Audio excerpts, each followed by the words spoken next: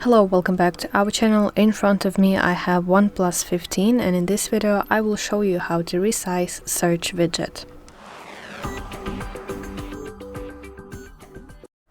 So first of all, you have to long press your finger on the Google search bar widget on your home screen like this.